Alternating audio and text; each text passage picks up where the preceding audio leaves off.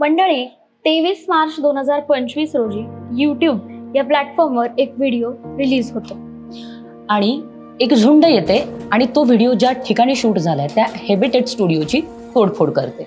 अर्थातच कुणाल कामरा हे प्रकरण आणि या प्रकरणावरती सविस्तर चर्चा म्हणजेच गप्पा आज आपण मारणार आहोत. मंडळी, आम्ही गप्पा मारणार आहोत बरं का. आम्ही अजिबात ज्ञान देणार नाहीत, कारण सर्वसामान्य माणसाला जे काही वाटतंय, सर्वसामान्य माणसाची याबाबतची काय मतं आहेत या पद्धतीने आम्ही या गप्पा मारणार आहोत. नमस्कार मंडळी, मी साक्षी पांचाळ. नमस्कार, मी अश्विनी धायगुडे कोळेकर. तर घडलं असं की 23 मार्चला तो व्हिडिओ जेव्हा अपलोड झाला त्यानंतर काही मंडळी येते आणि ते हॅबिटॅट स्टुडिओमध्ये तोडफोड करतात. हे नेमकं प्रकरण जेव्हा घडलं त्यावेळेस कॉमेडियन रजत सूद यांचा तिथे शो चालू होता आणि त्यावेळेस काही शिवसैनिक येतात आणि ते त्यावेळेस येऊन तोडफोड करायला सुरुवात करतात आणि हे कितपत योग्य आहे. जेव्हा जर तुला आठवत असेल साक्षी, तर जेव्हा कंगना रणावतचं प्रकरण झालं होतं तेव्हा सुद्धा तिच्या ऑफिसची अशाच पद्धतीने तोडफोड केली गेली होती. तेव्हा ती तोडफोड मात्र असंवैधानिक होती. मग ही तोडफोड जी झाली आहे हॅबिटेट स्टुडिओची, ती तोडफोड संवैधानिक आहे का? अर्थातच नाही. मग ही तोडफोड जी केली आहे शिवसैनिकांनी केली आहे, ते बाळासाहेबांचे वारसदार आहेत, त्यावरती काय? त्यावर तर आपण बोलूच साक्षी, कारण एकनाथ शिंदे हे बाळासाहेब ठाकरेंचा वारस आहेत असं सांगतात. वारस आहेत या अर्थाने सांगतात कारण बाळासाहेब ठाकरेंची जी शिवसेना होती ती आज शिंदेची शिवसेना झाली आहे, ज्याला आपण शिंदेसेना असं म्हणतो. त्या ठाकरेंचे वारसदार तुम्ही आहात. आणि ठाकरे स्वतः म्हणजे बाळासाहेब ठाकरे स्वतः एक उत्तम व्यंगचित्रकार होते. त्यांनी अनेक लोकांवरती त्या व्यंगचित्रांच्या माध्यमातून टीका केलेली होती. मग तुम्ही त्यांचे खरे वारसदार आहात का? आता जर आपण कुणाल कामराची आपण हिस्ट्री पाहू, इतिहास पाहूया. 2013 मध्ये त्याने आपल्या करिअरची सुरुवात केली आणि मुळात त्याने त्याच्या करिअरची सुरुवात ही नेत्यांवरती टीका करण्यापासूनच केली. आणि हे काही पहिलाच प्रसंग नाहीये की त्याच्यावरती अशा प्रकारचा गुन्हा दाखल करायचा प्रयत्न म्हणते मी. आणि याआधी सुद्धा त्याने असे बऱ्याच गोष्टी केल्यात, मात्र यावेळेस धारेवर धरलंय कारण त्याने एका पक्षाला घेऊन केलंय. मग तो काही बायस होता असं आपण म्हणायचं का? आपण बायस होता असं कसं काय म्हणू शकतो? कारण तू म्हणतेस त्यांनी जवळपास 2013 पासून त्याच्या करिअरची सुरुवात केली आहे आणि त्यांनी केवळ शिंदेवरतीच अशी टीका केली आहे का? तर अजिबातच नाही. त्यांनी राहुल गांधी, सोनिया गांधींवरती सुद्धा टीका केली. त्यांनी त्यावेळी त्या नेत्यांवरती टीका केली आहे. त्यामुळे तो आज कुठला तरी अजेंडा घेऊन जातो असं कसं काय म्हणू शकतो आपण? ही कॉमेडी करणं किंवा व्यंगात्मक पद्धतीने एखाद्या व्यंगाच्या माध्यमातून एखाद्या गोष्टीवरती, पॉलिटिकल गोष्टीवरती, राजकीय गोष्टीवरती टीका टिप्पणी करणं याचा खरं तर इतिहास आहे आपल्याला. मग असं असताना तुम्ही बायस झालाय ती व्यक्ती किंवा ती एक बायस्ड कोणती तरी थॉट प्रोसेस घेऊन आलाय असं कसं काय म्हणू शकता?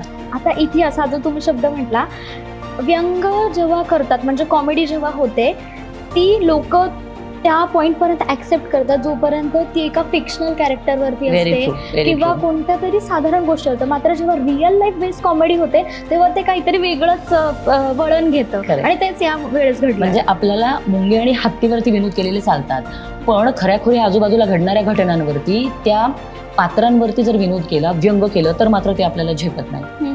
माझ्या ह्याच्यावरचा एक फार मला वाटतं हा मुद्दा साक्षी फार रास्त होईल की तुम्हाला जर कौतुक स्वीकारता येतं तर तुम्हाला तुमच्यावरती केलेली टीका का स्वीकारता येत नसावी? आणि ती टीका तुम्हाला स्वीकारता तर येतच नाहीये, पण ज्या पद्धतीने तुमच्यावर टीका केल्यानंतर त्याचे जे काही सार्वत्रिक पद्धतीने त्याचे पडसाद उमटतात त्याला सर्वस्वी तुम्ही एकटे जबाबदार असता आणि तुमची ती झुंड जबाबदार असते. कारण तुम्ही कोणत्याही पक्षाचे असा, तुम्ही कोणत्याही राजकीय विचारधारेचे असा, जेव्हा अशा घटना घडतात ज्याच्यामध्ये हिंसा केली जाते, मोडतोड केली जाते, सार्वजनिक मालमत्तेचं नुकसान केले जाते, तेव्हा ते करणाऱ्या कोणत्याही समूहाला मी झुंडच म्हणते. मग ती झुंड कोणत्याही राजकीय विचारधारेची असू दे, ती झुंडच असते. मग यावेळेस भाजपने जी भूमिका त्यांची मांडली आहे ती कितपत रास्त आहे आणि ती कितपत संवैधानिक आहे? मी म्हणाले ना तुला, जेव्हा कंगनावरती अशी वेळ आली होती तेव्हा ते असंवैधानिक होतं, पण आज ते संवैधानिक आहे. आज केली गेलेली जी काही आहे ते संवैधानिक आहे असं तुम्ही म्हणता. याच्यावरूनच भाजपाची नेमकी काय भूमिका आहे हे लक्षात यायला हवंय आपल्याला.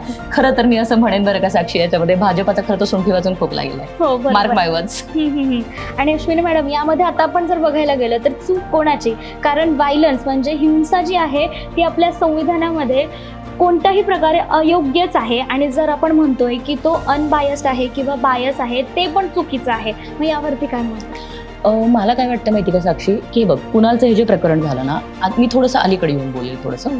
तर कुणालचं हे जे प्रकरण झालं ना, हे प्रकरण खरं तर अप्रत्यक्षपणे इतरांसाठी सुद्धा एक अप्रत्यक्ष सूचना आहे की आज आम्ही याच्या बाबतीत हे करतोय, तोडफोड झाली, त्याच्यावरती गुन्हा दाखल करायची प्रोसेस झाली. असं असताना त्याची जी भूमिका आहे कुणाल कामराची, तो त्याच्या भूमिकेशी ठाम आहे. पण या घटनेमधून सरकार अप्रत्यक्षपणे आपल्या अभिव्यक्ती स्वातंत्र्यावरती घाला घालू पाहते. कारण आम्ही कुणाल कामरावरती गुन्हा दाखल करू शकतो, आम्ही कुणाल कामराचा शो ज्या ज्या लोकांनी पाहिला त्यांना समन्स बजावू शकतो आणि त्यांना समन्स गेलेले आहेत. इतकंच नाही तर तिथला एक प्रेक्षक होता जो कदाचित केरळवरून आलेला होता, त्याला देखील समन्स बजावलं गेलं आणि त्यांना अशी शंका आहे की कदाचित तो व्हिडिओ त्या केरळमधल्या मुलांनी एडिट केलाय. अशी एक नुकतीच आता मी सोशल मीडियावरती ती बातमी वाचली. माझ्याकडे त्याचा काही ऑथेंटिक पुरावा नाहीये केरळवाल्याचा, पण बाकी सगळ्या प्रेक्षकांना मात्र समज बजावली. आणि त्यावेळेसची गोष्ट अजून मी प्रेक्षकांना आवर्जून सांगू इच्छिते की जेव्हा रजत सूदचा तो कॉमेडी शो चालू होता, ज्यावेळेस शिवसैनिक आक्रमकपणे तिथे गेले, त्यावेळेस हॅबिटॅट स्टुडिओचे जे स्टाफ होते त्यांनी शिवीगाळ केली आणि त्या ऑडियन्सला म्हटले की उठा, तुमचं इथं आत्ता काही समजतं. म्हणजे ते लोक पैसे भरून आले होते तिथे आणि त्यांचं तिथे नुकसान झालं. लोकांचं जे नुकसान झालं ते सुद्धा आपण कन्सिडर केलं पाहिजे. अगदीच केलं पाहिजे. आणि याच्यासाठी मला पुन्हा एकदा कुणाल कामराचं कौतुक वाटतंय. कारण कुणालने काय केलं तर कुणालने एक ट्विट केलं की ज्या ज्या लोकांनी माझा शो बघितलाय आणि त्यांना समन्स पाठवलं गेलं तुम्हाला झालं त्रासासाठी, हे मी तुमची माफी मागतो आणि तुमच्याकडून तुम्हाला माझ्याकडून कुठेतरी बाहेर तुम्हाला जायचं असेल तर मला सांगा, मला डिटेल्स पाठवा, तुमचा तो स्टे माझ्याकडून तुम्हाला गिफ्ट असेल. सो ही फार मोठी बाब आहे अगं. कारण खरं तर याच्यामध्ये सर्वार्थाने नुकसान बघायला गेलं तर कामराचं होतं, पण तरी सुद्धा त्यांनी ज्या पद्धतीने स्वतःची भूमिका मांडली आणि त्यांनी लोकांना सुद्धा कन्सिडर केलं, हे खरं तर काबिले तारीफ आहे. आता आपण लोकांवरती बोलतोय, अभिव्यक्ती स्वातंत्र्यावरती बोलतोय आणि हे सगळं जे घडतंय आणि जे पॉसिबल झालंय ते खरं तर प्रसार माध्यमांमुळे. अगदीच. कारण हल्ली प्रसार माध्यमांवरती लोक मोकळेपणाने बोलू शकतात, प्रत्यक्षरित्या किंवा अप्रत्यक्षरित्या खूप जण आपल्या ज्या गोष्टी आहेत त्या मांडू शकतात आणि तेच जर हेरावलं गेलं तर कुठेतरी आपण लोकशाहीमध्ये मागे जाऊ का असं वाटतं. तर अगदीच साक्षी, कारण याचा खूप जास्त इम्पॅक्ट होतो. कारण हे बघ, सोशल मीडिया हे माध्यम असं आहे जे सर्वसामान्य लोकांना व्यक्त होण्यासाठीची माध्यमं आहेत. आज वर्तमानपत्र असतील, टीव्ही चॅनल्स असतील किंवा वेगवेगळी माध्यमं असतील, तिथे अधिकृत पद्धतीची माणसं बोलतात, ज्यांना काही अधिकार आहेत किंवा ज्या पद्धतीची ती माणसं आहेत, म्हणजे अधिकृत माणसंच म्हणू शकतो आपण त्याला, अधिकृत माणसं बोलतात. मग सर्वसामान्याच्या आवाजाचं काय? आणि लक्षात ठेव, सर्वसामान्यांचा आवाज हा आत्ताच्या घडीला तर सोशल मीडियाच्या माध्यमातून होतोय. कारण तिथे येणाऱ्या पोस्ट, तिथे येणाऱ्या कमेंट्सवरून अनेक गोष्टी इम्पॅक्टफुल झालेल्या आहेत, ज्याच्यावरती सरकारला विचार सुद्धा करावा लागलेला आहे. आणि या प्रकरणामध्ये सरकारला ट्रोल्स केले लोकांनी. अर्थातच. त्यामुळं नकळतपणे सरकारने काय केलं तर सरकारने या प्रकरणामधून मुळातच लोकांच्या अभिव्यक्ती स्वातंत्र्यावर घाला घालायचाच हा पुरेपूर प्रयत्न केला. आणि मी जसं तुला म्हणाले की इनडिरेक्टली ते लोकांनाही धमकीवजा सूचना आहे की जपून तुम्ही जर आमच्यावर अशा पद्धतीच्या टीका टिप्पणी कराल, आमच्यावर व्यंग कराल तर तुम्हाला याचे परिणाम भोगावे लागतील, जे खरंच लोकशाहीसाठी अत्यंत मारक आहे. साक्षी, मला याच्यावरून एक किस्सा आठवला. हा किस्सा राजू परुळेकरांनी कोणत्या तरी मुलाखती दरम्यान सांगितला होता की प्र.के. अत्रे जेव्हा लिहायचे तर अत्र्यांनी यशवंतराव चव्हाणांवरती टीका केली होती. निपुत्रिक म्हणत त्यांच्यावरती फार वैयक्तिक पातळीवर जात टीका केली गेलेली होती. पण मग यशवंतराव चव्हाणांनी काय केलं तर यशवंतराव चव्हाणांनी प्र.के. अत्रेंना त्यांच्या घरी जेवणासाठी बोलावलं. वेणुताई सुद्धा तिथे होत्या, यशवंतरावांच्या सौ.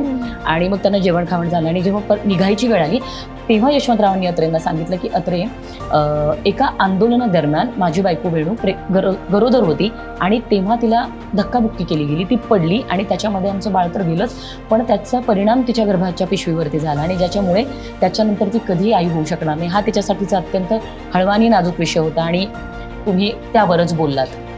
हे ऐकल्यानंतर अत्रेंच्या डोळ्यात पाणी होतं आणि दुसऱ्या दिवशी अत्रेंनी जाहीर वर्तमानपत्रात लेख लिहून माफी मागितली होती. ही आपल्या महाराष्ट्राची सांस्कृतिक परंपरा आहे, राजकीय परंपरा आहे. बरं अश्विनी मॅडम, यामध्ये जर अगदी सेम अशीच गोष्ट जर कुणाल कामरासोबत झाली असती तर? मला याच्यावर सांगायला आवडेल साक्षी तुला. समज फक्त एक चित्र आपण इमॅजिन करूया. मंडळी तुम्ही पण एक चित्र इमॅजिन करा की समजा असं झालंय, म्हणजे ही जी काही घटना मी अत्रेंची आणि यशवंतराव चव्हाणांची सांगितली तुम्हाला, त्या पद्धतीने समजा असं झालंय की कुणाल कामराच्या या विनोदानंतर समजा एकनाथ शिंदेनी त्याला बोलावून घेतलंय, जेवायला बोलवलं किंवा त्यांच्या ऑफिसात बोलवले, त्याच्याशी गप्पा मारलात, त्याला सांगितलं की तुझा हा विनोद मला आवडलाय, पण मी या परिस्थितीमध्ये होतो, या परिस्थितीमुळे मला कदाचित काही निर्णय घ्यावे लागले, त्याच्यावर तो आज मला गद्दार वगैरे म्हणतोस किंवा काय गोष्टी करतोय, त्यांची पण एक स्वतःची बाजू असू शकते. जसं आम्ही सुरुवातीलाच म्हणालो मंडळी की आमची स्वतःची कोणतीही बाजू नाहीये, आम्ही फक्त सामान्य प्रेक्षकांचा आवाज आणि सामान्य प्रेक्षकांना काय वाटतंय ते म्हणून बोलायचा प्रयत्न करतोय. तर तेच सांगते, तर एकनाथ शिंदेची स्वतःची एक बाजू असू शकते. ती बाजू जर त्यांनी कुणाल कामराला सांगितली असती आणि त्याच्यानंतर कुणाल कामरा जर तिथून बाहेर पडला असता आणि पुढचा ही जी काही हिंसा झाली, जी काही तोडफोड झाली, सार्वजनिक मालमत्तेचं नुकसान झालं, लोकांना समज पाठवलं गेलं आणि हे जे काही ज्या पद्धतीचं सगळं हे प्रकरण वाढत गेले ते समजा जर गेलं नसतं तर कारण हे सगळं तुम्ही तुमचं मत आम्हाला कमेंट बॉक्समध्ये कळवा, कारण आमची थीम आहे अनबॉक्स युअर आयडियाज. येस, तर मंडळी तुमच्या आयडियांना अनबॉक्स करा आणि असं झालं असतं तर काय झालं असतं हे आम्हाला कमेंट करून सांगा. Till then stay connected with us. Thank you so much.